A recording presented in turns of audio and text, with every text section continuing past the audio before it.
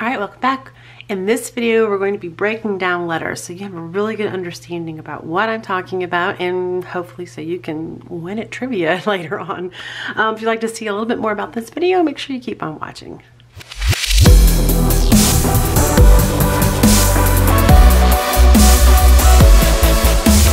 Okay, welcome back. So if you're just joining me and you've discovered my videos, understand that there are many more videos before this and there will be many more after this, because this is a free iPad brush lettering course. So you're going to want to go look for those videos, look for the playlist, and follow along with us. All right, so in this video, we're going to be talking about letter terminology. And I have this handy diagram here. This is also in the companion workbook that you can purchase on my website. That link is down below.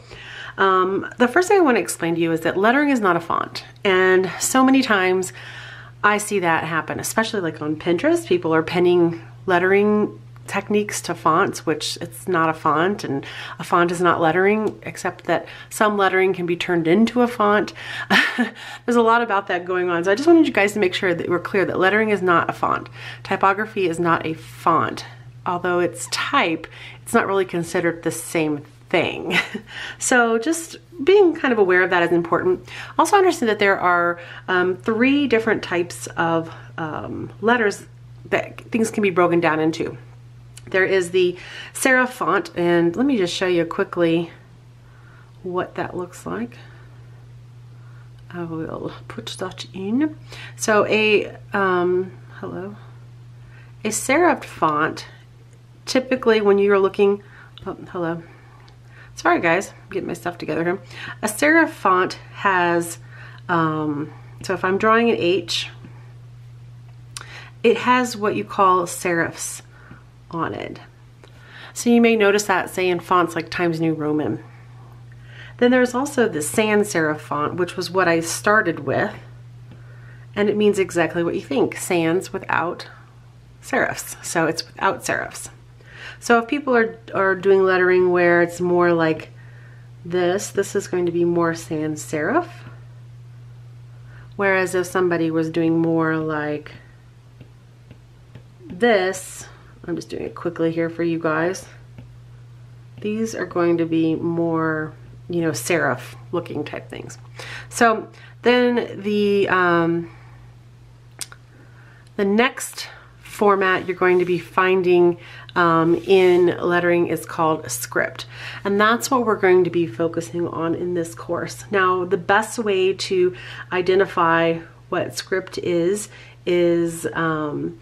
how each of the letters are joined together. So in serif and sans serif, they're not joined together at all, but in script lettering, they connect, just like your traditional handwriting. And I understand they're not really doing a whole lot of handwriting in like elementary school anymore, which really makes me sad. I hope that's not the case, but you know, I guess that's possible. All right, so you can notice most of the script lettering in lowercase lettering, and that's what I have identified for you here today. So there are a lot of terms when it comes to identifying your lettering, and you know, just being able to know what those are called is just going to make you, you know, respect the art form a little bit more, I believe. So just humor me.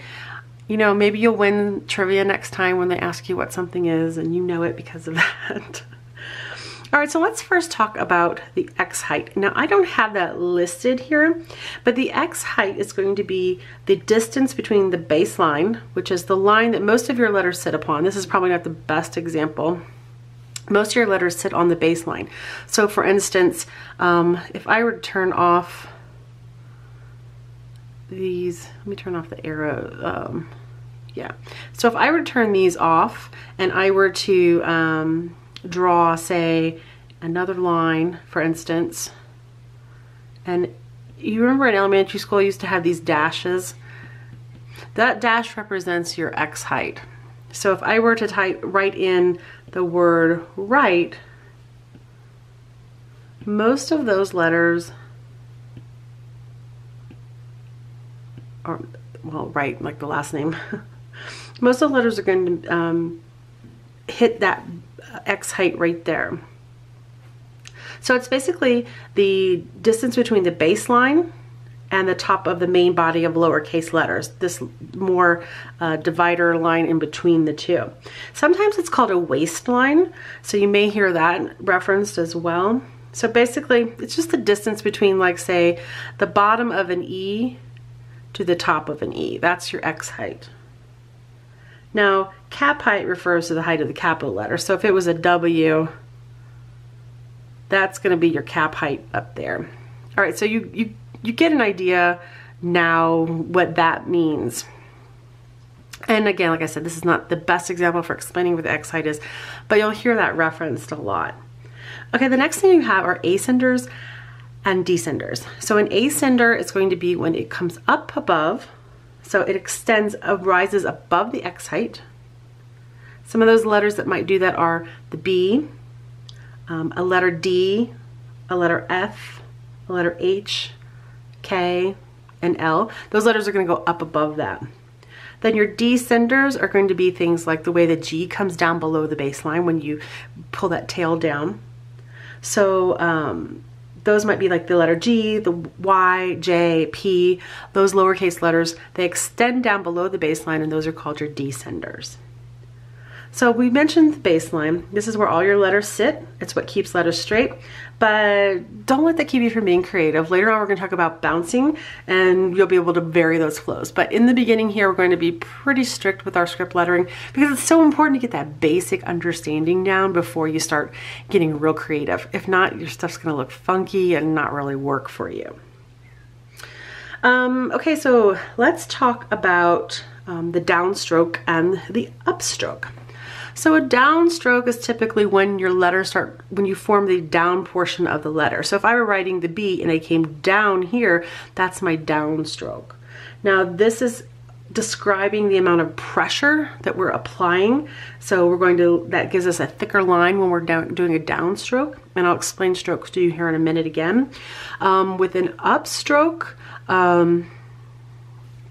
where the B starts, we're coming up, and the amount of pressure that we're applying is less. So downstroke, the pressure is more. Upstroke, the pressure is less. So upstrokes are going to be thinner lines, where downstrokes will be thicker lines. So you'll hear downstroke and upstroke, and that'll be like running through your head as we practice letters over and over again. All right, we also have the lead-in stroke, and this is when like a letter starts, so how it forms here. And it's actually starting, so here's a lead-in to the B and a lead-in to the L. And then you also have the exit stroke, which is like the way the H comes out like this. So those are pretty basic, right? The next stroke that we're going to talk about is the cross stroke. And this is where a horizontal line actually intersects a letter, like a T or a capital F maybe. And it's usually horizontal, crosses over the middle. It'll cross over the middle of an uppercase A and an H. Those are also cross strokes. These are really fun for creating fun flourishes later, and I'm going to show you those when we get into the flourishing section. So flourishes, like here's a single flourish that just might decorate a text here, but you can also create a flourish with some of your cross strokes as well, and your entrance and exit strokes. So we'll talk about flourishes later once we're all real comfortable with our lettering. So now you have a basic understanding of the terminology that's involved in brush lettering or in lettering in general. And it's going to help you get a better understanding when you hear people talk about some of those things later on. All right, so that's it for this video, and I will see you in the next one. Make sure if you are new here and you're just watching this, go ahead and start over at the beginning and join our Facebook group. Look at the companion workbook. All of those things are going to be linked below in the description, and hit that thumbs up button so we can let other people know all about this course. All right, I'll see you in the next video.